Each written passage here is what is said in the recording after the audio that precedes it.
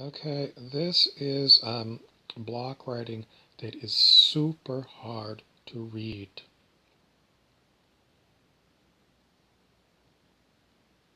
And if you got somebody who's really good at reading block writing, I think one of the words is bicycle, but right now I'm looking at it and I can't even see it. So what does it mean? There's a lot of stuff in our world that is right in front of our eyes, but it's like the block lettering. I said, because though there it is, bicycle. This was just folded up a little bit and maybe I couldn't see it, but now it's bicycle. So there's lots of stuff in our world that is maybe a little bit covered up and it's unusual kinds of writing.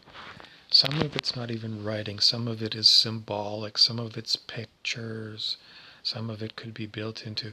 It's all a bunch of stuff that goes into our mind, and we're trying to,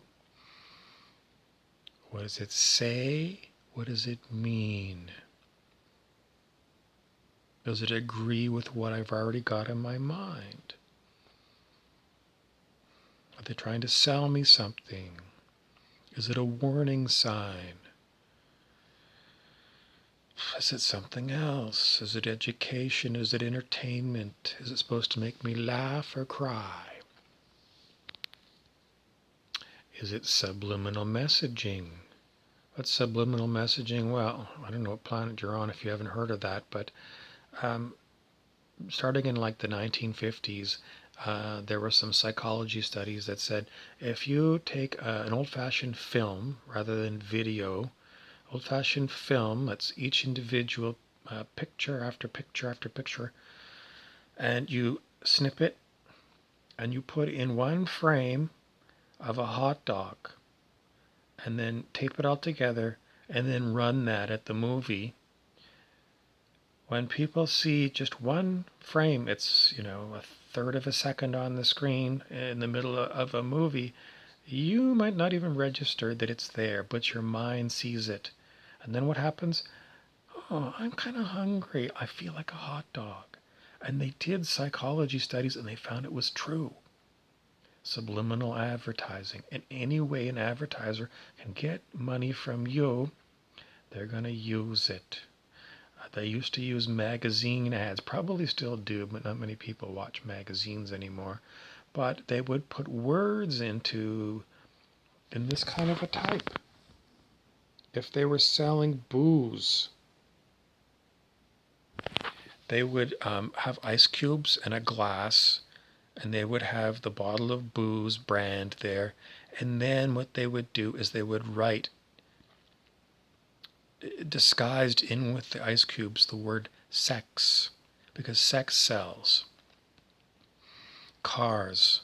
If they have car shows, they get bikini-clad models to hang around the car to make it sexy.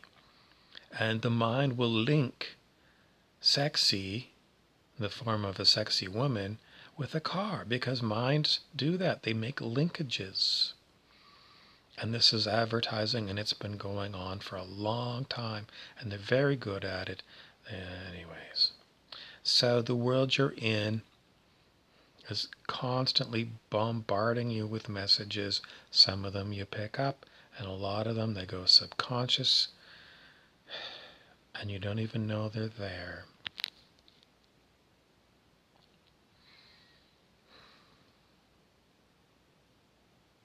What is our global goal? In other words, what is our global goal? Humanity as a whole, what is our goal? I didn't know we have one. That's right. Why? Because we're going to leave it up to, the United Nations to figure out what the world goals are. Because they're an organization and they get PhDs and they've got time and money. So we're going to leave it for them to figure it out. So, world goal, I don't know. I don't know. Do I want to know? I don't know. I've got to go to the grocery store, get some stuff. I got to do wash my hair. There's something on Netflix that I'm binge watching. What else? The dog is probably going to want to go in the backyard for a poop.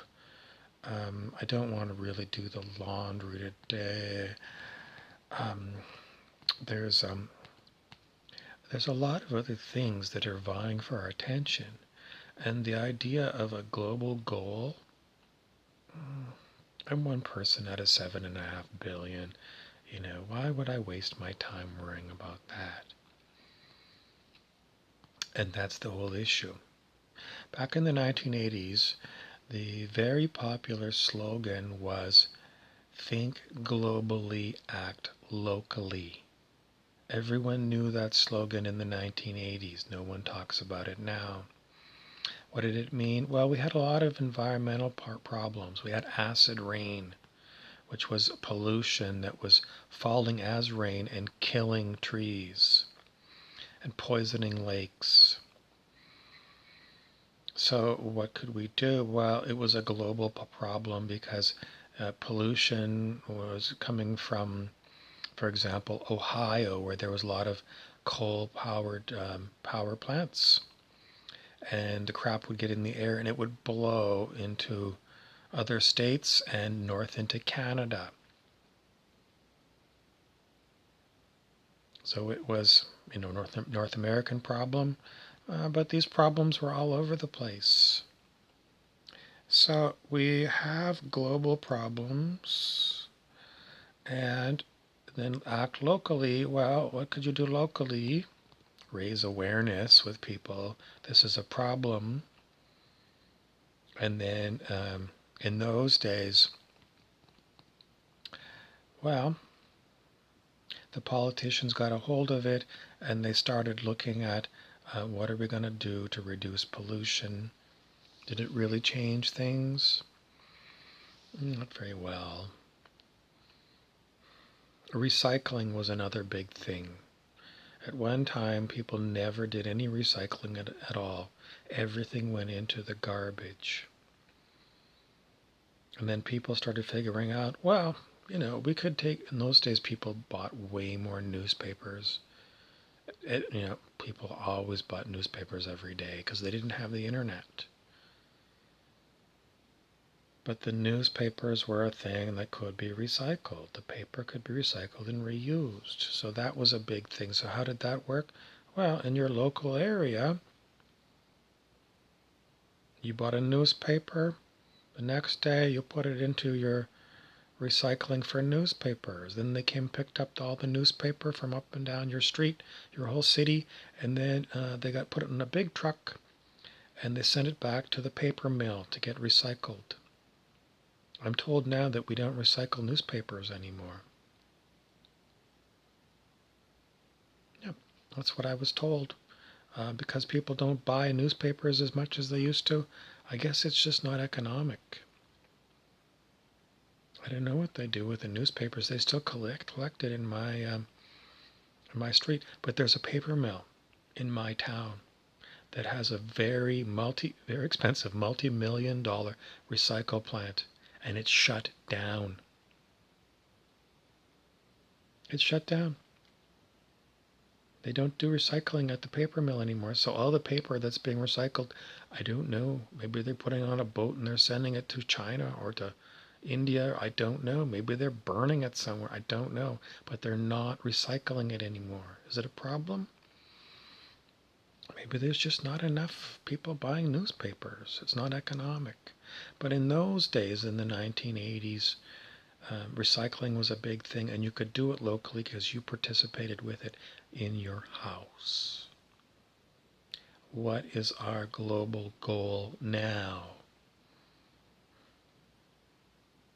Well, the problem is that the people at the top of the Illuminati Pyramid, this is the Illuminati Pyramid. The blue section is you and me. The gold section is people who worked for the very elite, which are at the tippy top. the tippy top of this pyramid. So what happens is the people on the gold, they work for these guys at the top. And whatever these guys at the top want, these people who have lots of money and resources, these are the rich. The billionaire class, the trillionaire class, these people. They got the very smart people.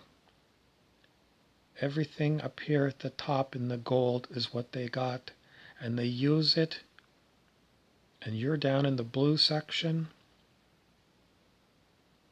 And you don't even know what these people in the gold section are up to. But these are the ones that set the global goals for planet Earth. And should you be worried? Yep.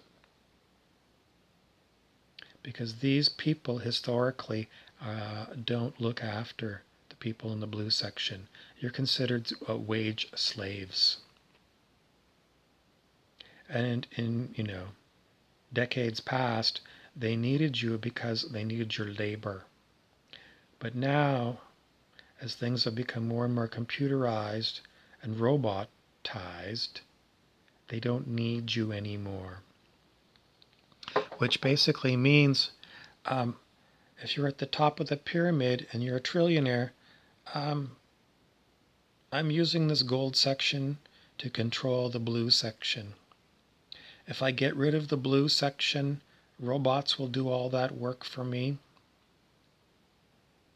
And then they're going to look at the gold section and say, well, most of this gold section was about managing the blue section. And we get rid of the blue section, I can get rid of pretty much all of the gold section too. So I only need a little tiny me at the top.